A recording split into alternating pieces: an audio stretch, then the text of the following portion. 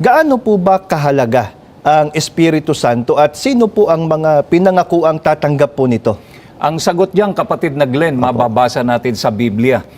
Mga kaibigan, dito po sa Efeso 1, mga talatang 13 hanggang 14. Kayo may naging bayan ng Diyos nang kayo'y manalig sa Kanya, matapos ninyong marinig ang salita ng katotohanan, ang mabuting balita na nagdudulot ng kaligtasan. Kaya't ipinagkaloob sa inyo ang Espiritu Santong ipinangako ng Diyos bilang tatak ng pagkahirang sa inyo. Ang Espiritu ang katibayan ng mga pangako ng Diyos sa ating mga hinirang hanggang kamtan natin ng lubos na kaligtasan. Purihin natin ang Kanyang kadakilaan. Mga kaibigan, ang Espiritu Santo na ipinangako ng Panginoon Diyos ay tatak ng pagkahirang. Ang hinirang, kapatid na Glenn, sila yung mga taong may kahalalan. Mga kaibigan, ang Espiritu Santo rin po ang katibayan ng mga pangako ng Panginoon Diyos sa mga hinirang hanggang kamtan nila ang lubos na kaligtasan. Kaya mga kaibigan, napakahalaga po na ang tao ay tumanggap ng Espiritu Santo at manatili ito sa Kanya. Kapatid na Romel, sino po ang mga pinangakuan po na tatanggap po ng Espiritu Santo?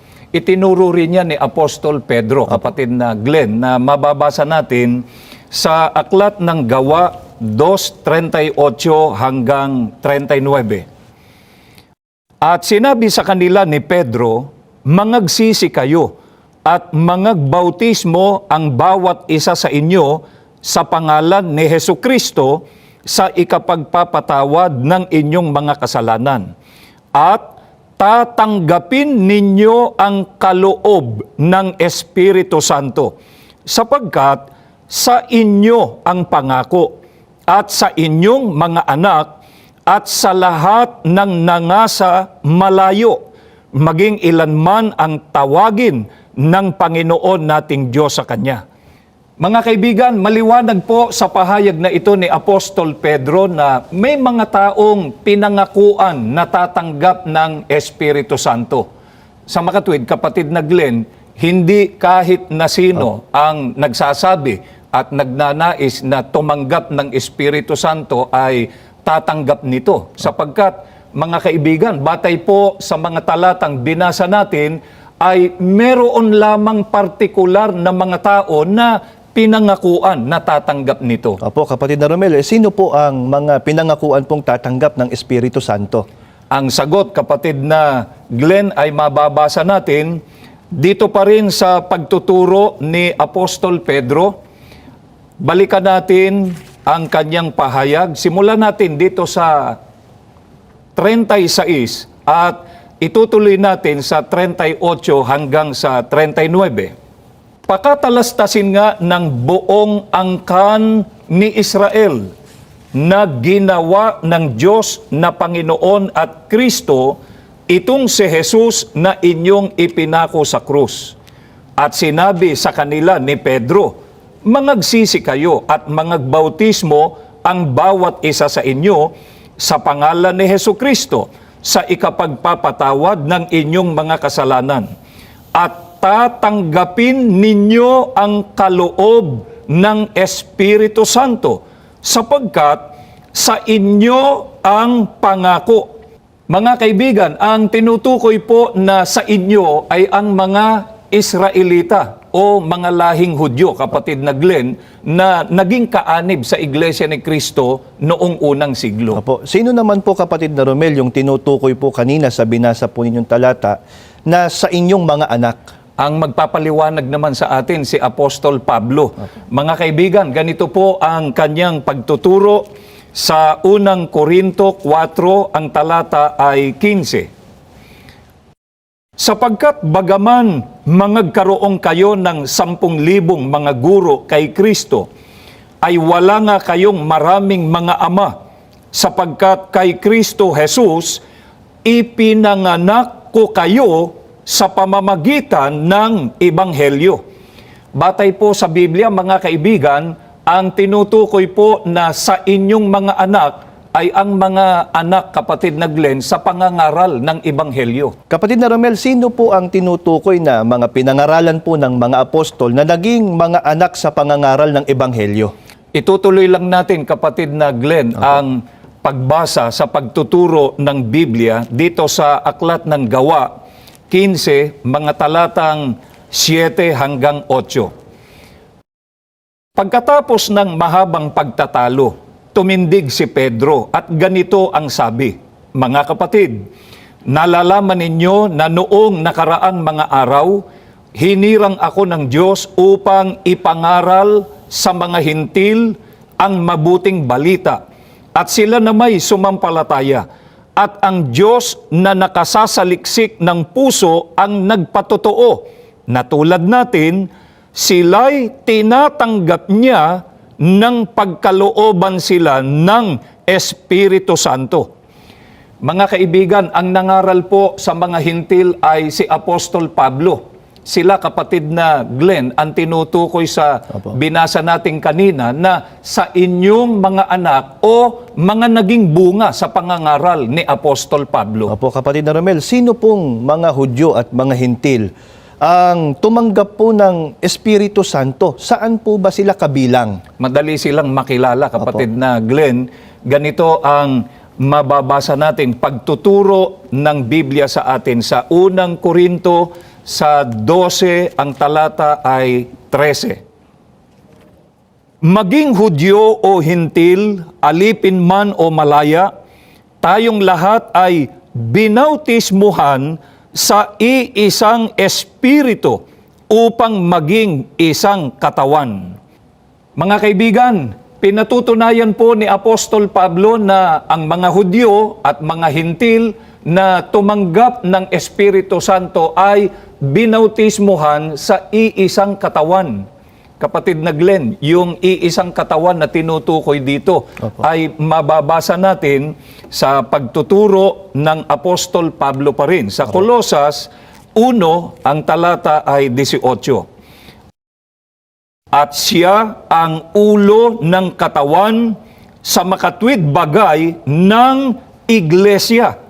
Mga kaibigan, ang iisang katawan na roon binautismuhan ang mga Hudyo at mga hintil ay ang iglesia, kapatid na Glenn. Baka po naitatanong na po ng mga taga-subaybay po natin, kapatid na Romel, aling iglesia po ang kinaaaniban, kapwa po ng mga Hudyo at mga hintil na tumanggap po ng Espiritu Santo? Mahalaga talagang matiyak, kapatid na Glenn, kung aling iglesia yon, dahil sa napakaraming ang iglesia ang nakatatag sa kasalukuyan. Mga kaibigan, nilinaw po sa Biblia kung aling iglesia ang kinaaniban ng mga Hudyo at mga hintil na nabautismuhan. Mababasa po natin dito po sa Gawa 20:28, dito na po sa salin ni Dr. George M. Lamsa sa pagkakaliwat na po sa Filipino. Ingatan ninyo kung gayon ang inyong sarili at ang buong kawan. Narito'y hinirang kayo ng Espiritu Santo na mga katiwala upang pakanin ang Iglesia ni Kristo na binili niya ng kanyang dugo. Kapatid na Glenn, sa Iglesia ni Kristo, kapwa naging kaanib ang mga Hudyo at mga hintil. Sa makatwid, mga kaibigan, sa panahong Kristiyano, ang 2 sa 3 grupo na pinangakuan at tumanggap ng Espiritu Santo ay ang lahing Hudyo at hintil na naging kaanib, kapatid na Glenn, sa Iglesia ni Kristo noong unang siglo. Opo. Subalit mga kaibigan, gaya po ng tinalakay na sa marami na nating pag-aaral, pinatutunayan po ng Biblia na ang Iglesia ni Kristo noong unang siglo ay natalikod sa pananampalataya. Gayunman, tandaan po natin na bukod sa 2 naunang grupo ay mayroon pang isa na pinangakuan din na tatanggap ng Espiritu Santo, ang ikatlong bahagi o grupo. Kapatid na Romel, sino po ang ikatlong bahagi na pinangakuan din po na tatanggap ng Espiritu Santo? Balikan lang natin, kapatid na Glenn, yung binasa natin kanina, no? Yung Gawa 2:39. Opo. Mga kaibigan, babasahin po naman namin ang talatang yan sa isang salin po ng Biblia sa Rio Translation. Ganito po ang mababasa natin sa pagkakaliwat na po sa ating wika. Sapagkat sa inyo ipinangako ang kaloob sa inyo at sa inyong mga anak at sa lahat ng nasa malayong mga panahon at mga dako, maging ilan man ang tawagin ng Panginoon nating Diyos sa Kanya.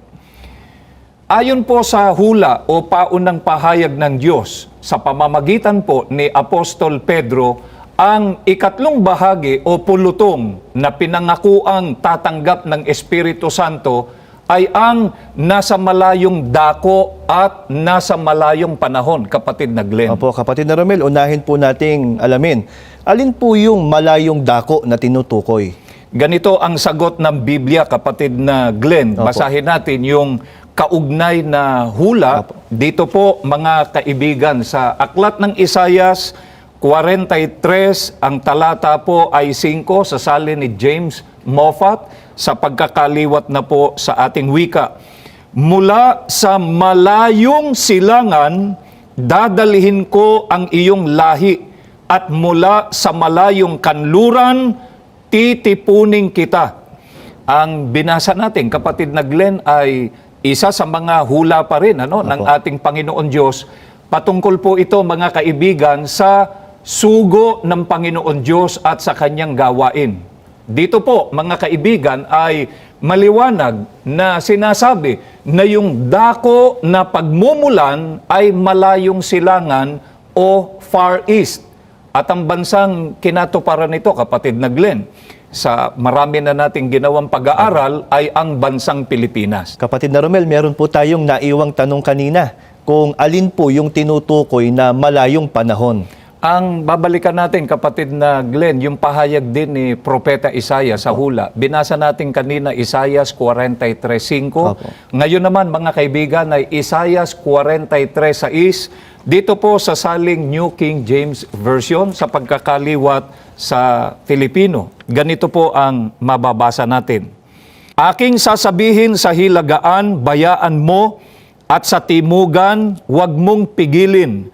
Dalhin mo rito ang aking mga anak na lalaki na mula sa malayo at ang aking mga anak na babae na mula sa mga wakas ng lupa.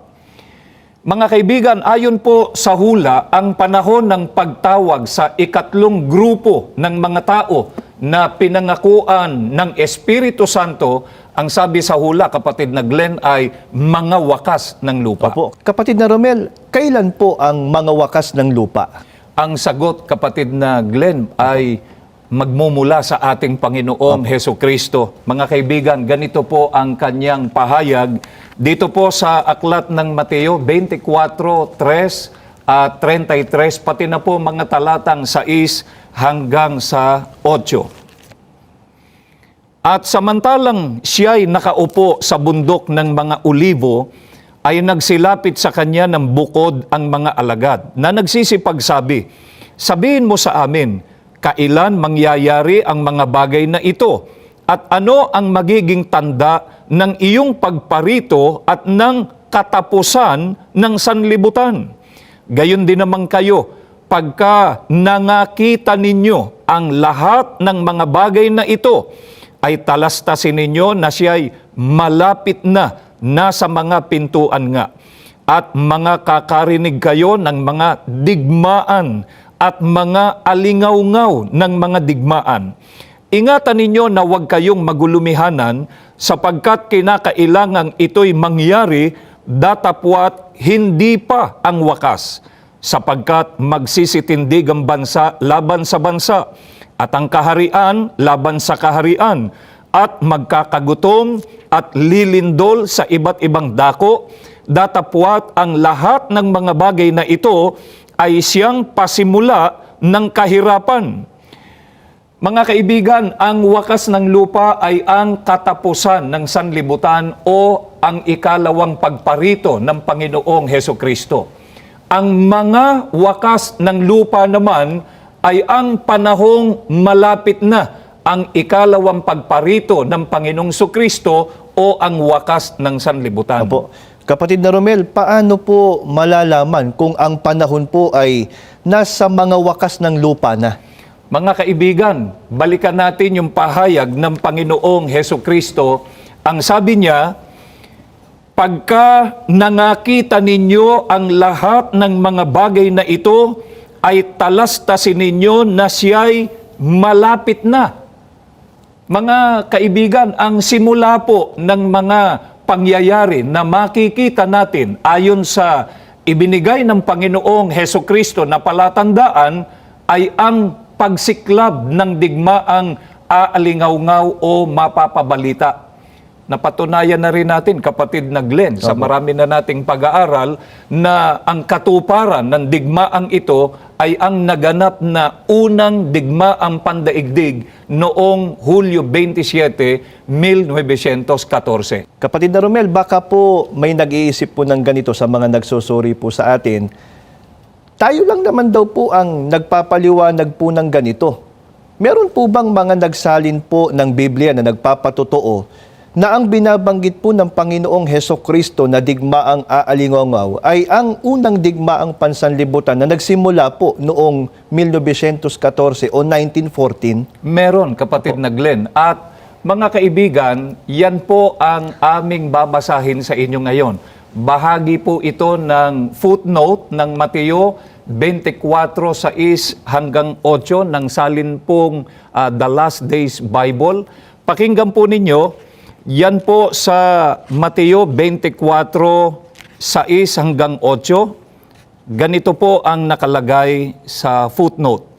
Sinasabi ngayon ni Jesus sa kanyang mga tagasunod kung paano nila malalaman kapag ang daigdig ay talagang pumasok na sa pagsisimula ng panahon ng paghihirap, kapag malapit na ang katapusan ng panahon, makikita ang ilang pangyayari sa daigdig na magaganap ng sabay-sabay. Ang mga pangyayaring iyon ay una, maraming bansa ang titindig o mag-aalsa laban sa iba pang mga bansa. Ikalawa, mga kaharian ay titindig o mag-aalsa laban sa mga kaharian. Ikatlo, mga pagkakagutom. Ikaapat, mga epidemya ng mga sakit. Ikalima, mga lindol sa iba't ibang dako. Sa Marcos Kapitulo 13, ang salitang mga kaguluhan ay ginamit ng ating Panginoon sa halip na mga epidemya ng mga sakit. Ang mga digmaan sa pagitan ng mga bansa o kahit sa pagitan ng mga kaharian ay mga karaniwang pangyayari noon at ngayon. Naitala sa kasaysayan ang mga pagkakagutom sa iba't ibang panahon. Nagkaroon ng mga panahon ng matitinding epidemya ng mga sakit. Nagkaroon ng mga paglindol sa nakaraan, subalit lalong dumarami sa kasalukuyang panahon. Gayunman, sinasabi ni Jesus sa kanyang mga alagad na maghintay sa isang tiyak na panahon kung kailan ang lahat ng pangyayaring ito ay makikita ng sabay-sabay. Ang kauna-unahang gayong panahon sa kasaysayan ng daigdig ay naganap sa mga taon ng unang digmaang pandaigdig, 1914 hanggang 1918 at pagkatapos nito.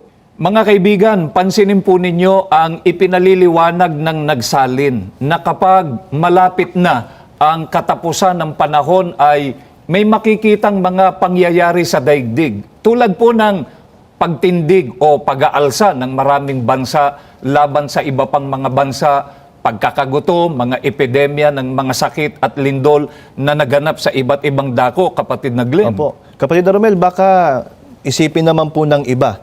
Yan pong mga pangyayaring yan ay naganap na rin po sa iba't ibang panahon sa kasaysayan po ng daigdig. Totoo naman yung kapatid Opo. na Glenn. Subalit, nais nating ipapansin sa kanila, mga kaibigan, pansinin po natin yung sinabi rito sa ating binasa na sinasabi ni Jesus sa kanyang mga alagad na maghintay sa isang tiyak na panahon kung kailan ang lahat ng pangyayaring ito ay makikitaan niya ng sabay-sabay. Opo, kapatid na Romel, kailan daw po nangyari po yun? At aling digmaan po ang tinutukoy sa pahayag po ng Panginoong Hesukristo.